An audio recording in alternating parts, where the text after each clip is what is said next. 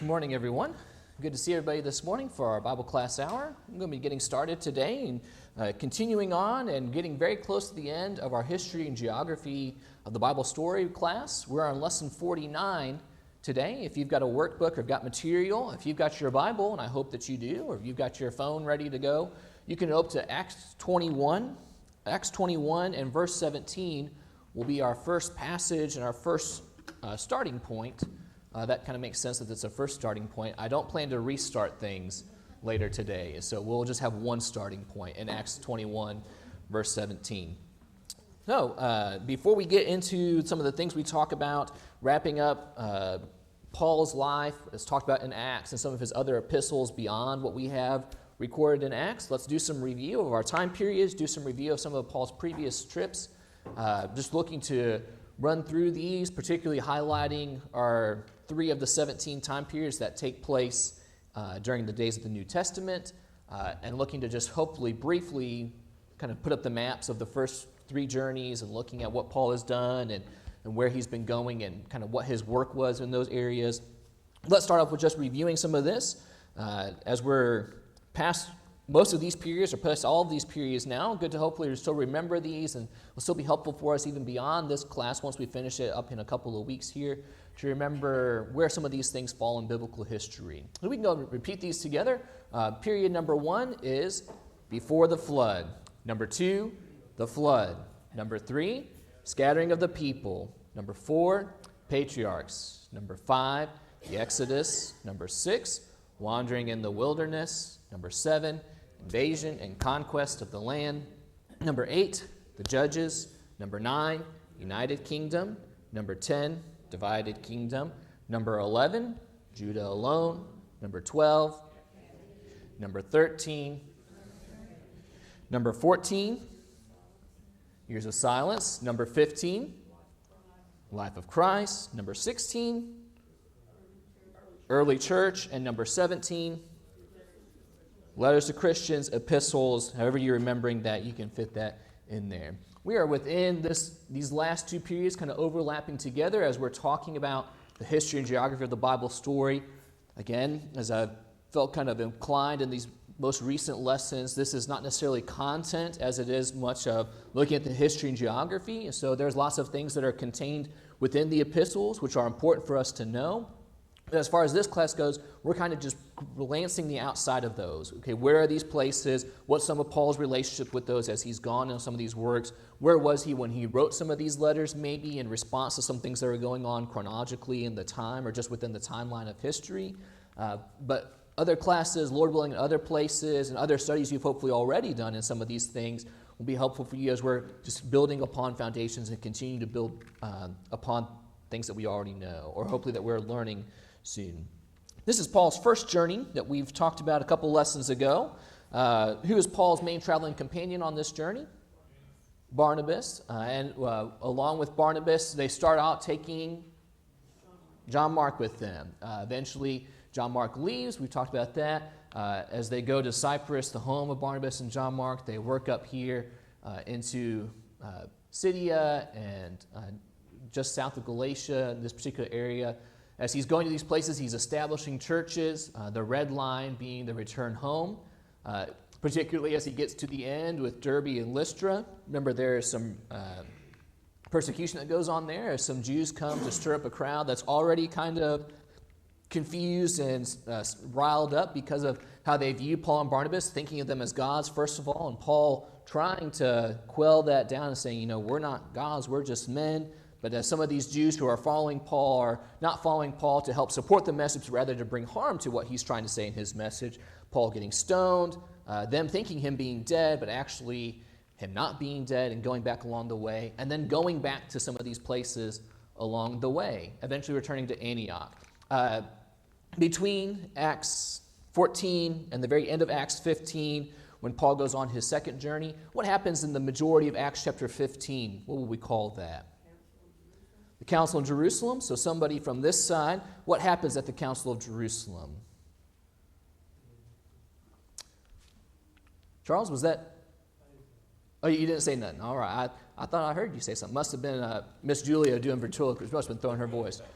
Somebody know what happened at the Council of Jerusalem, Tracy? Well, they made a decision about the necessity of becoming a Jew in order to become a Christian, or something along that line, which make it binding to be circumcised, or something along that line. Do Gentiles have to keep the law of Moses? Do the Gentiles have to be circumcised? Do the Gentiles have to become Jews in a sense of religion to also be saved by the blood of Jesus, to be saved as Christians too? What's the ultimate decision of that council? They don't have to do that. That's right. And we pointed out before, as they've written that letter, as they're sending out things that they're going to send to the places from the previous map, and some of these places that Paul is going to go in just a second as well, or at least on this journey that we'll talk about. These Gentiles are going to be excited to hear that. There'll be some things he says that you still need to observe, things about the way that don't worship idols, things about eating meat with blood, etc. Ms. Rebecca? One thing that's very interesting on that first journey, I think it took about 15 or 16 months total. As they're going back through the cities, they are appointing elders. Mm-hmm. They're very young, new congregations. And yes, there probably were Jews that were present in the congregations that would have known the law up till then. But the Gentiles were not. And yes, they had the Holy Spirit. I realize that too. But they were able to pick men that were able to lead, as the instructions are in Titus and Timothy, to be elders, to watch over the churches. That shows the importance of elders. Right. Absolutely. One of those content things that is just briefly mentioned with this material, but is always an important reminder, is the fact that as Paul is going back, he's appointing elders in these churches, people who are helping serve and to lead as shepherds as God intends, as God, I might even say, expects in churches, as opposed to just doing things their own way. With the second trip, after the Council of Jerusalem, Paul and Barnabas eventually split. We've reviewed that a little bit more in depth last week and then in the lesson before. We don't need to review all of that right now. Who is Paul's main travel companion as he starts this trip, and who does he pick up along the way? Paul and Silas, and then he picks up Timothy within this time. He picks up Timothy in the second journey, and he takes them along the way. They end up going into Macedonia. Around Acts chapter 16, we read about the Macedonian call, going to places like Philippi, Thessalonica, Berea, going down into more Greek area or Achaia with Athens and with Corinth. And then eventually, after making just a short trip to Ephesus and staying there a short time, he talks about coming back there later. We'll read more about that in the third journey, where he gets back to Jerusalem and works his way back up to Antioch. That leads us to the third journey we talked about last week. He, in Acts chapter 18, very quickly is back home. It's around Acts 18, verse 23, if I'm remembering correctly. And then the next verse, he's already ready to go again. Acts 18, verse 22, he's back at Antioch. Acts 18, 23, after spending some time, he's ready to go back to Galatia and Phrygia in order to strengthen those disciples, in order to help them and being firm in their faith, especially as there's a chance of them facing persecution during this time. So he's going through this area. He makes some way. Particularly, we notice in Acts chapter 19, his time in Ephesus. He goes all the way to Corinth again. Originally has a plan to go back, maybe start working his way here, but learns of some plots against his life. So changes routes a little bit. At Miletus, he meets with a certain group of people. Who's that group of people he meets with at Miletus? The elders from Ephesus. We read about that in Acts chapter 20. An important conversation about Paul's relationship with them, some things about just him as a person, him as a preacher, some things about them as an eldership, things that they need to understand about what it means to shepherd, and some dangers that are even lurking there at Ephesus that we might see in 1 Timothy. This was pointed out last week by the book of Revelation.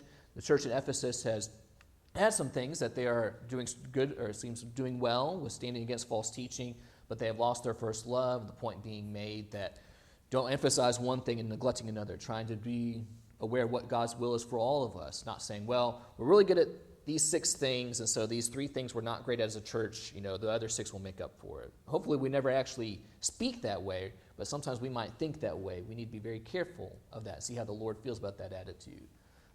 Paul gets back to Jerusalem. That's where you are, and your starting point with me this morning in Acts chapter 21 and verse 17. In Acts 21:17, Paul, that goes back to Jerusalem. When he gets to Jerusalem, he's welcomed by the brethren there. The elders had told Paul about some believing Jews that were uncertain on his teaching of the law of Moses. This is not uncommon, or this is probably not new news to Paul, that there are some people who are questioning him as a Jew and kind of how he feels about the law and kind of how he is just says that the law, some people maybe think that he's just blowing up the law completely. Well, I don't think that's how he feels about the law. There are some Jews who are still keeping the law on a, might use the term ceremonial or civil way, as that's been part of their cultures, who they are as people for a while. We'll see some of that in just a second. Miss Rebecca? Paul on his way back to shave his head for his vow for what he's going to do. And then he goes with men that have sacrificed to make to the temple. Mm-hmm. So he doesn't, he himself supports the civil law. Mm-hmm. Of course, he constantly teaches that circumcision is not required. Possibly at this time, before Jerusalem's destroyed, circumcision still would have been an activity that the Jews would have engaged in, Mm-hmm. and probably considered okay because that was their civil law. Right. But at the point when that which is perfect came, no longer was this acceptable. Mm-hmm. So we'll see that people are still practicing this law, and as we're going to get to some more about that, the shaving of the head, just briefly talk about some of that here in Acts 21. But eventually recognize and understand that the law is not to be kept in order to say that we're saved. And I think even when Paul is doing this, he's never doing this as, I'm doing these things of the law, so that means that I'm saved as a Christian as well. It's him doing things of the law as has been his life and his people's lives for the past 1,400 years. As Paul is on his way to Jerusalem from the previous journey that we've talked about, that previous map that had that kind of long voyage home, some of the stops along the way, what has Paul been hearing from men inspired by the Spirit about when he arrives at Jerusalem? He's welcomed by some of the brethren there, but what's Paul anticipating once he gets to Jerusalem? They're going to bind him. They're going to bind him. There's that prophet who comes and says, whoever's belt this is, he's going to be bound and is going to be taken away. Ms. Rebecca? Another thing, this is in the letters, not in the, but he said, Paul said, I became all things to all people. To the Jew, I became a Jew. To the Greek, I became a Greek. So whatever law they were operating under assembly, he would support that law to the extent that it did not conflict with The law of Christ, the law of God. Mm-hmm. so that he would not antagonize the people and they would not listen to him. Right. That's a very important thing we see in Paul as he's going, when he's at Thessalonians, and we see him talk about his character there, when he's in Ephesus, when he's at Jerusalem, when he's with people. He's going to do whatever he can to make sure that nothing's going to hinder the content of the message that he's presenting. So if there's something that he can do to remove barriers that's not going to violate the law of God, then he's going to absolutely be part of that. As we're here in Acts 21, we're getting to that moment of Paul being arrested and seeing him keeping some of this stuff related to the Jewish law. 4 men were under a Nazirite vow, it seems. It talks about the fact that they defiled themselves, and so they're going to offer a sacrifice. In Acts 21, verse 23 through verse 26, we see this account of some of the things that Paul does here. Again, not really talking about the content as it so much of just preparing for what happens when some unbelieving Jews recognize Paul and even making some claims about him. We see in verse 27 of Acts 21, the 7 days were almost completed. This week that was needed for these men to be purified after breaking this vow and the things they needed to do to make that right were almost done. But there are some people who start bringing these cries against Paul. They're saying things that he's taking Gentiles into the temple that he shouldn't be doing or taking. The people in Jerusalem are already suspicious of Paul and the things that he's doing and teaching. He's teaching that Gentiles can be saved by God, that Gentiles are saved by God through Jesus, and they're not on board with that idea and that teaching. And so they're very quickly stirred up with him. And so as the rest of this lesson is going to go, this is our destination or our journeys along the way of looking at how Paul gets from his arrests in Jerusalem to eventually preaching and teaching in Rome. So when Paul is imprisoned, his first imprisonment, if you want to call it that, is his time here in Jerusalem, where he's bound. He's taken, grabbed by a mob of Jews, wanting to, this mob of Jews, we read about in Acts 21, what is their intention? You look at verse 30, verse 31, how do these Jews respond to Paul? What do they want to do with him? They want to kill him. They want him out of the picture. This probably reminds us of some things about how some of these people felt about Jesus not that long ago in relation to when all of these events take place.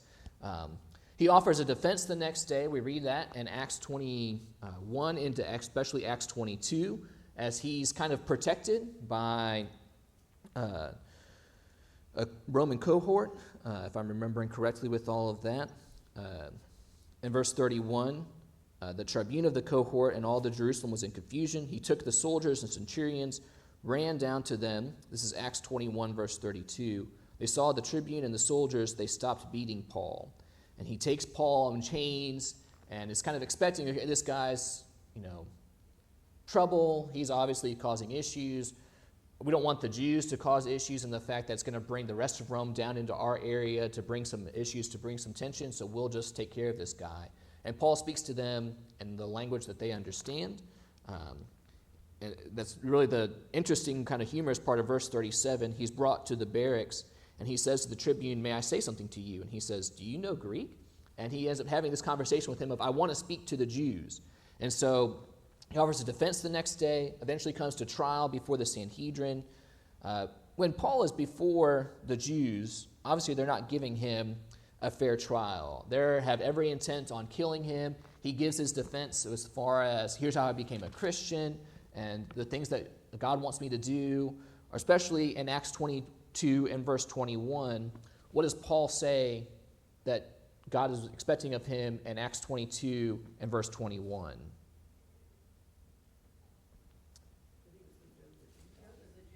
Jesus tells him, you're going to go and you're going to preach to the Gentiles. The next verse that we have tells us how the people responded to that. Up to this point, they're listening to Paul's defense. Okay, you see Jesus, you're converted. They're not squabbling over issues of baptism here. They hear about Gentiles, and how do they respond in that moment? You're done. We don't care about this anymore. We're not going to listen to you as you're talking about this topic and listening to this. Away with such a fellow from the earth. He should not be allowed to live. So as Paul is recognizing that he's not looking favorable among the Jews, maybe at this point in Acts 23 thinking, what's going to happen to me in this moment? Is this kind of a rest, this time right now, is this my end? But Acts 23, verse 11, God tells him, you're going to speak in Rome. Along the way, God's going to give more information to Paul about the fact that you're going to make it through this particular event. We're going to probably just briefly talk about the shipwreck later on in Acts 27 and into Acts 28. And God's saying that you will make it through this event. You need to trust in this moment, and encouraging others as well. And so, as Paul knows that he'll be speaking in Rome, it still comes to be found out in verse 16, the son of Paul's sister hears about a plan that the Jewish leaders have to ambush Paul and try to kill him, to say, hey, we want to call him down for some further questioning, and in that transport, they're going to find a way to assassinate him. And so the cohort takes him out in the middle of the night and leads him to Caesarea, where he'll be eventually standing before Felix the governor. Felix the governor at the time listened to the testimony of Paul. When you look at Acts 24, where we are now, Acts 24, verse 22, what makes Felix an interesting character, an interesting leader for Paul to stand before and to maybe talk about some of his experience as preaching the gospel and teaching about Jesus? What does Felix know about in Acts 24, verse 22? The way that Jesus, teachings of Jesus, that salvation comes through Jesus, the Word of God on that message. And so Felix seems to be willing to at least entertain some of what Paul has to say. For a while, actually, how does Felix treat Paul? This is jumping ahead to the next slide some, but to the point that I'll put on this slide in a moment. How is Paul's life when he's under arrest here in Jerusalem? Are things, is he just down in the dark hole all alone all the time? No, he's got access to talk to his friends. He's being called before Felix to talk about things. Felix is even listening to his preaching. Paul's friends can come visit him and is treated kindly. We have in Acts 24, towards the end of the chapter, that Felix even trembled at times when Paul was preaching, was kept prisoner for 2 years. Why is it, though, it seems, when we look at verse 26 of Acts 24, there is maybe an intent of, I'm curious about what Paul has to say, but we're getting another glimpse into Felix's life in Acts 24:26. I'm always leaning this way. Let me lean this way for this question. Acts 24:26. What else is going on in Felix's life and heart that's revealing something about him? He's wanting to be given money for his there, so that he can release him. Maybe a sense of maybe somebody will pay out big pockets for Paul to come out, and so what he'll still do is preaching, and I can make a little bit something on this. And, I might learn a little bit about Jesus on the way. Kind of a conflict of interest, or especially not an appropriate heart or attitude. But that doesn't last. Eventually, who replaces Felix as governor? Festus, that we learn about. Festus is not as receptive to the teachings of Jesus, it seems, as I'm sure Paul has not just stopped talking about that. Just as we have information and trying to fill in maybe some of our own ideas and thoughts, and that's all they can be, and recognizing that, it's pretty evident that Paul continually preaches and teaches whoever he's standing before. When he's under Jewish house arrest or under kind of this Roman house arrest in Jerusalem, Caesarea, he's talking about Jesus. When he's going to Rome and he's in Roman imprisonment, he's still talking about Jesus. So I'm sure before Festus, he's saying all the same things he did as well. Festus, though, is more looking to do the Jews a favor. And what do the Jews want about Paul? Getting him out of the picture, looking to kill him. So what does Paul need to do in this scenario? What does Paul decide to do that he's done before on some of his preaching trips? I'm thinking maybe specifically in Philippi in Acts chapter 16. Paul pulls out his... We see the resurrection at one point. We also see his citizenship as well, him saying, I appeal to Caesar. He has a right as a Roman citizen to appeal to Caesar. And so Festus is kind of caught in an issue here. Number one, it's too late to release him quietly. Number two, what's the real issue with the charges they supposedly have against Paul? What's the issue with Paul being imprisoned? They don't have any real charges. There's really nothing that they can say. I mean, we don't like him. That's not really a reason to kill and imprison a man. There are probably lots of people who governors or politicians or leaders of groups of people don't like. And that's not reason enough to arrest them and have it, go through in a true, right way, bringing about punishment. I'm sure sometimes people work behind the scenes to make stuff like that happen, as we can see even happening in the life of Paul. And so, before he leaves, Herod Agrippa comes. We read about that in Acts 25 to pay his respects to Festus. Festus is hoping to maybe get some input from Agrippa here. Agrippa, what would be his background religiously?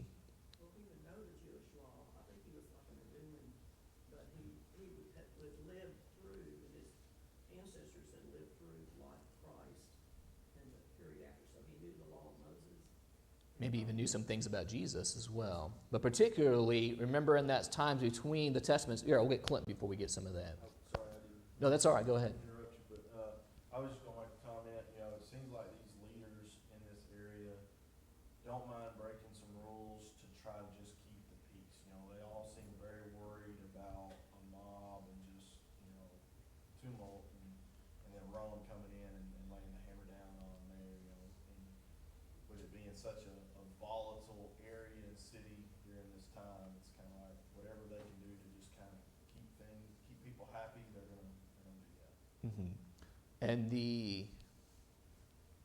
we'll cut this rabbit hole. It's not a rabbit hole. We'll cut off this side point quickly in just a moment. But the thing about the fact of what has Jesus said about Jerusalem, the people in Jerusalem? What's their fate?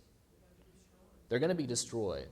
And this is just purely maybe some of my thoughts. I wonder if they think about that. Jesus talked about coming judgment and destruction upon the temple and upon us and our city.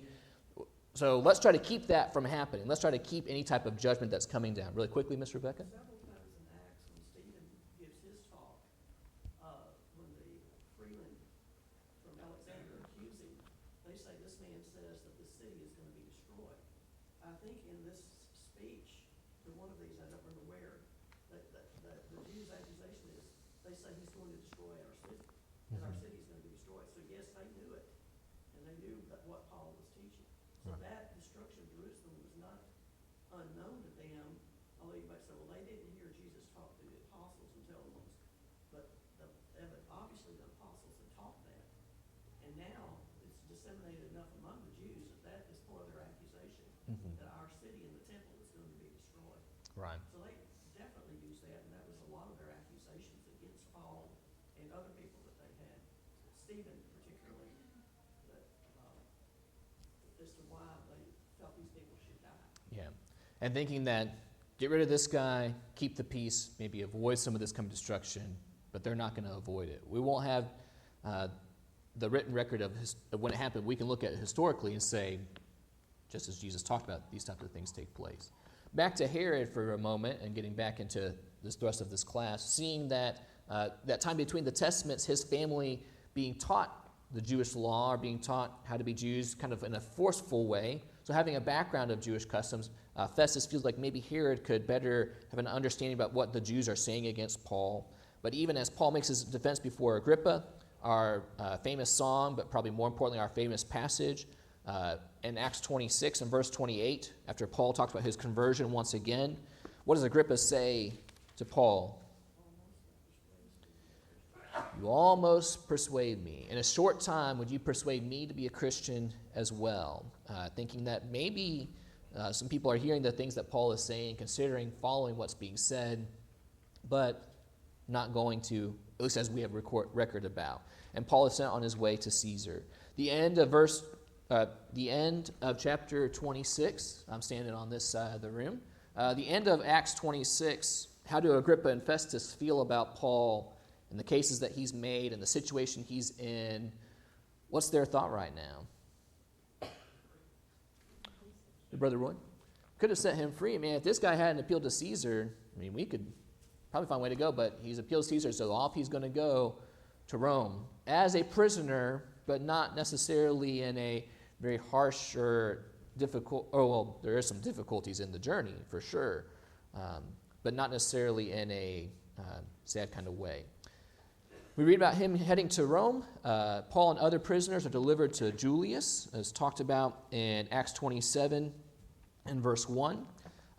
Some of these screens, just do some brief, quick reading, and then moving on and talking about what's happening along the way. As Paul is on this ship, there's 276 people on board, particularly, though, who's on board this ship that we're reading accounts about. We read about a guy named Aristarchus, but as Paul is on the ship, what are the pronouns that are used along the way? Probably Luke, as we're seeing some of these we, set sail from this port, we landed here, we were going this way. Acts 27 and Acts 28 is one of those, there are some things that would make great kids' Bible classes because there's snakes coming out of fire and there's shipwrecks that happen and blah, blah, blah. There are some things that may not make as great as kids' Bible classes or as great TV because it's just this place to this place to this place to this place. But Luke is writing in very great detail. And the fact that as you're watching on the screen here, we can see where they're going, especially as we'll get into this area. Watch how... We'll mention just briefly some of the passages in Acts 27. Luke talks about we had good winds on this day, so we were planning to go from here to here, but eventually the winds blew us in this direction. And so we can get, and I'm not going to say it's down to like the centimeter, but I'll say we can get a very good idea about where they were going because of the detail that Luke gives us throughout this particular journey. As they're continuing to go along, sailed past Cyprus. We read about that. So it seems they go around onto Cyprus and boarding a ship along the way. Heading towards the island of Crete. When they get to Crete, what's the plan? That's a broad question. In Acts 27, when they get to Crete, we read in the material how it's getting close to the time of winter coming, usually around November through March, as we would count it in our calendar. Most ships trading would slow down or stop because of some bad weather within the area. But they think that it's still early enough. Maybe they're kind of in mid to late October. Think they can get to where they need to get on another part of the island of Crete and stay there. But as they planned to do that, the good season for sailing was past, and eventually they're kind of blown off course. And as Paul tries to convince them to not do this, the centurion listens to the guy who's the captain of the ship, which, I mean, the guy who's the captain of the ship should probably know what he's talking about, but Paul's not just giving his own 2 cents as, a tent maker. He's giving some things that are, I've been told that we should not do this, that there's a danger ahead of us. Going along the way, some things in here, just details of places they stopped or the reasons why they had difficulties on their journey.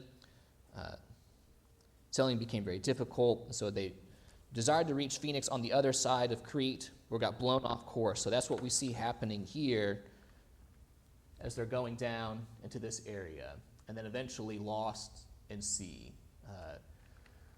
In Acts 27, let's catch some of this.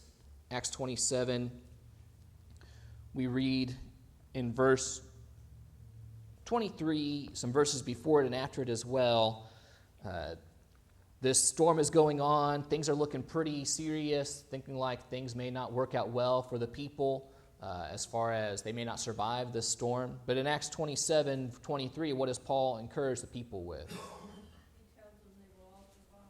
An angel of the Lord has spoken to me. Angel of the Lord, of the God that I worship, has told me we're going to survive this experience. So hopefully that brings a little bit of boost and morale for the people. Even before this, though, Paul has been told, I'm going to make it to Rome, and I'm going to stand in Rome, and I'm going to preach the gospel, and I'm going to preach the truth.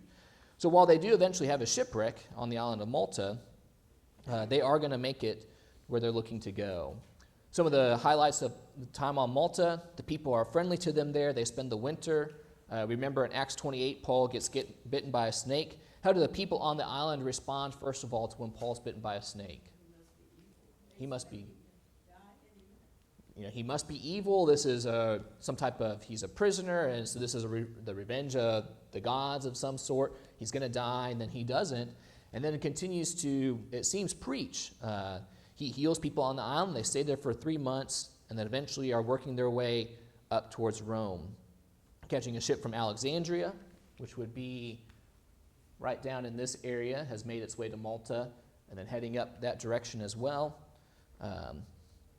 Sailed by the island of Syracuse, landed at Syracuse for 3 days, and then on the way to meet the brethren at Petulio. I'm sure I'm not saying that right, but show me some grace in that.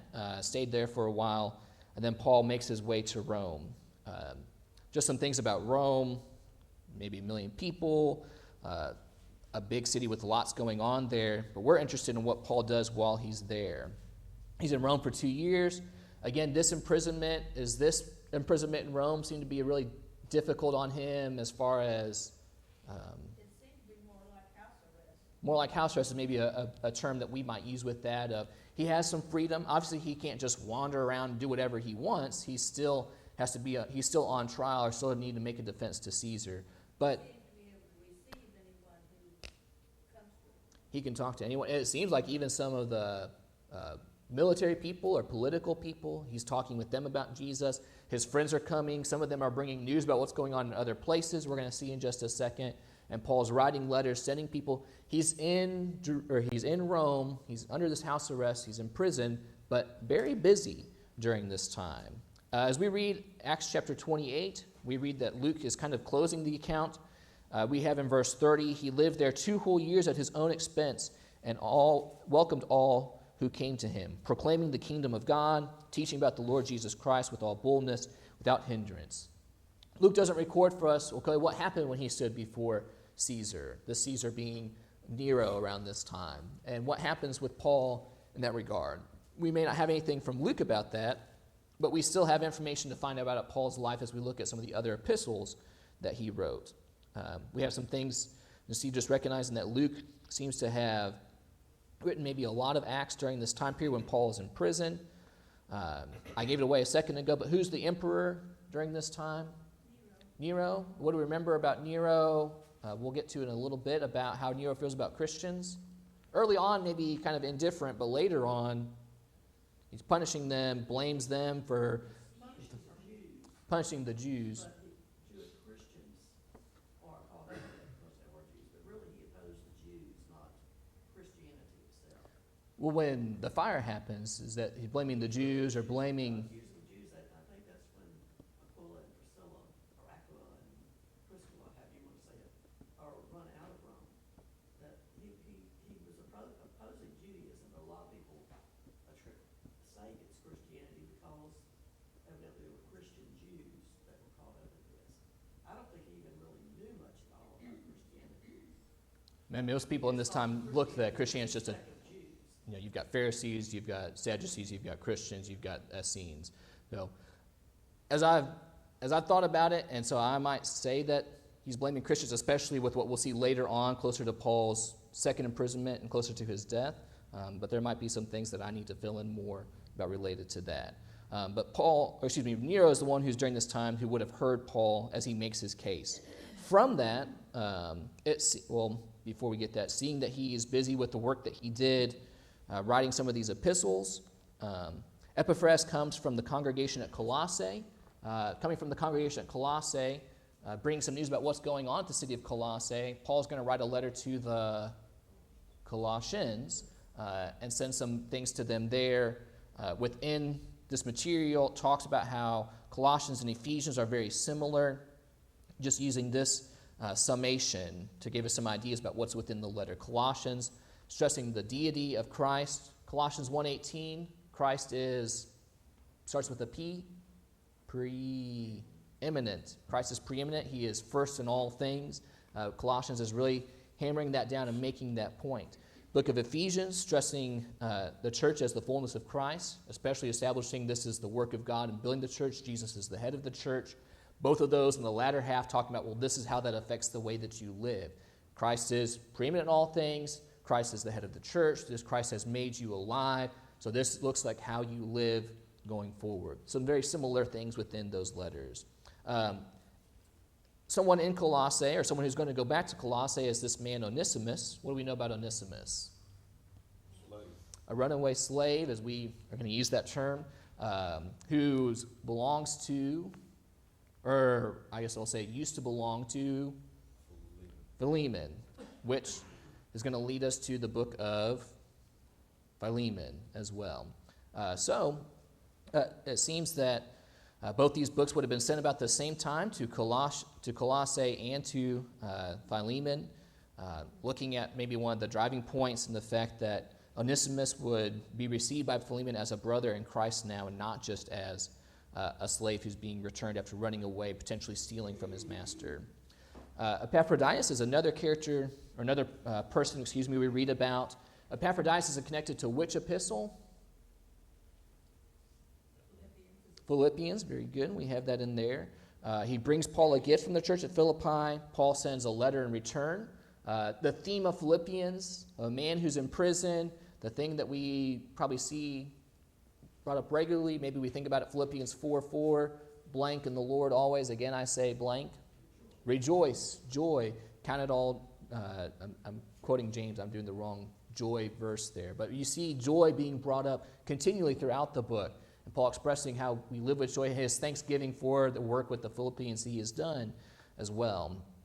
Just how they're bonded together in the work that he does, even by sending this gift to him. He wrote these letters from Rome. We talk about these letters of Colossians, Ephesians, Philemon, Philippians. We may not always study these letters at the same time, but say written around the same time, so we sometimes call them the prison epistles.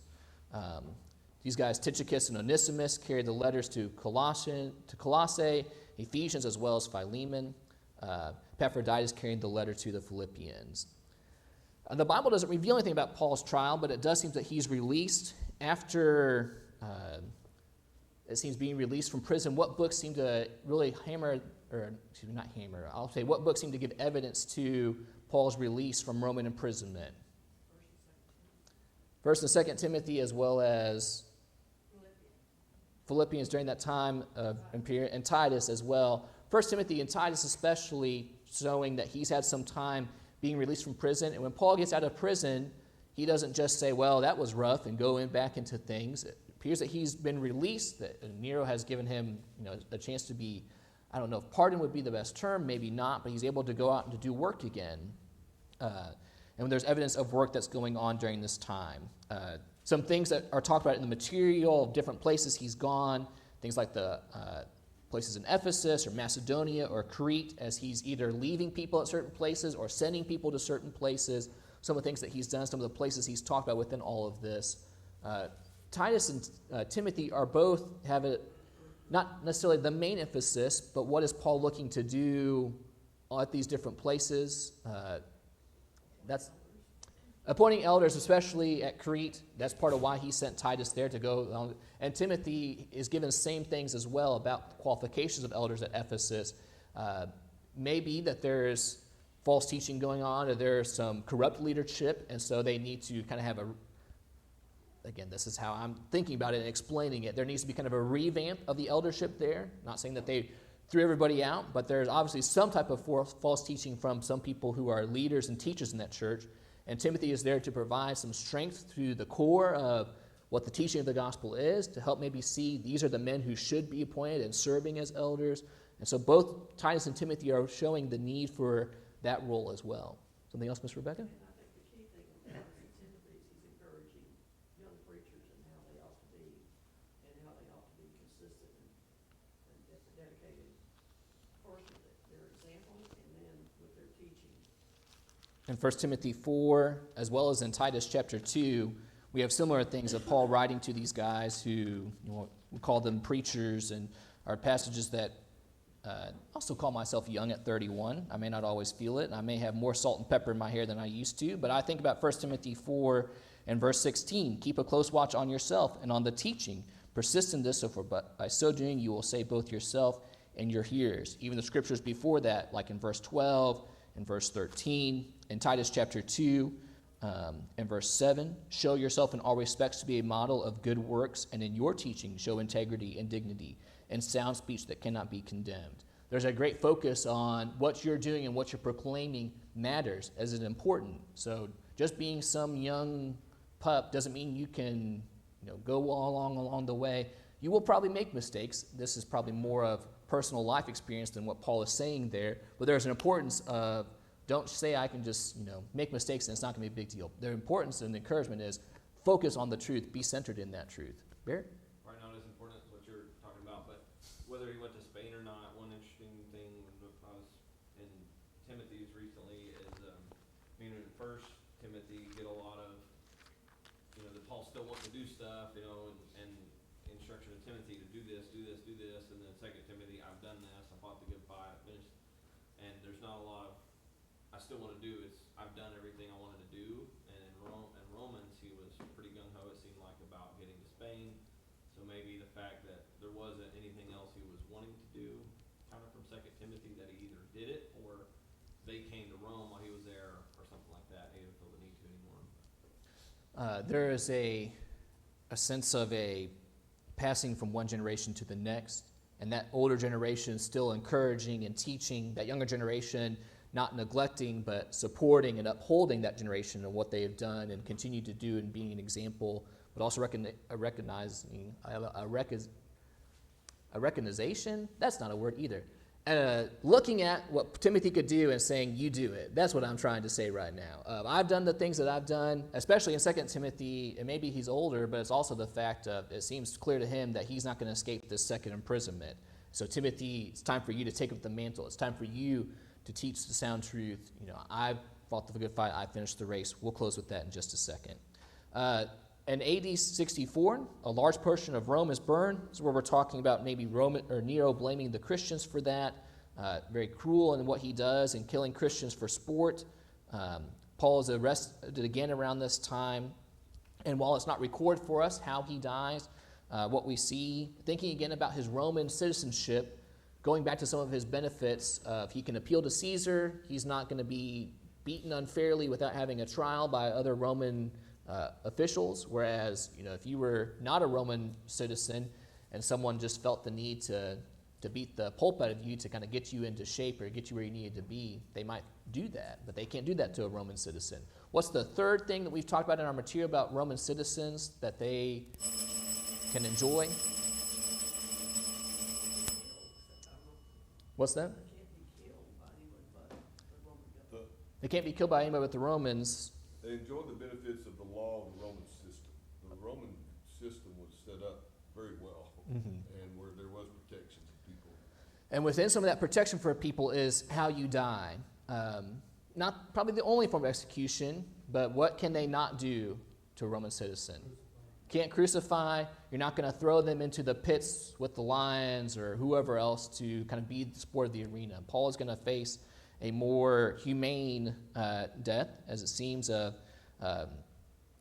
People saying that maybe he was beheaded here is being talked about in that. Looking at Paul's example and thinking about 2 Timothy, this last letter that we have from him, from what we understand, he mentions, do your utmost to come to me before winter, maybe hopes to see Timothy again, but particularly in verse 6 through verse 8, recognizing this, what Bear was talking about. I have fought the fight, I've finished the race, I've kept the faith, and I look forward to seeing the Lord and all who love his appearing. What a great type of way to think about. When I look back at my life, I hope to have this type of mentality, this type of characteristic. Ms. Rebecca? Just in rereading this, two things I thought were very interesting is in chapter 21, in verse 39, when Paul was talking to the centurion, he says, but Paul said, I am a Jew of Tarsus in Sicilia, a citizen of no insignificant city, and I beg you to allow me to speak. The centurion should have known at that point that Paul was a Roman citizen, because Tarsus was a free city. It was not a, what's the word? So city here is not the word I want, but that Rome oversaw, they were not considered Roman. This city was a Roman city. And if you were born there, you were a Roman citizen. But later, he acts as though he has no, when he gets ready to beat him, and one of the men tells him, says, he's a Roman. And he goes to him and says, are you a Roman? Paul said, yes, I am. And he said, how did you get this? He said, I paid a lot of money to become a Roman citizen. Paul says, I was born a Roman citizen. But he'd already told him. The centurion should have known. Be like somebody says, I'm from Dallas, Texas. I should know that they're a United States citizen. I don't have to, shouldn't have to question that. And then, the one I thought was kind of ironic and funny was in chapter 25, where Festus is trying to figure out what he's going to do. And he says in verse 25, but I have found that he hath committed nothing worthy of death, and since he himself appealed to Caesar, I decided to send him. Yet I have nothing definite about him to write to my Lord.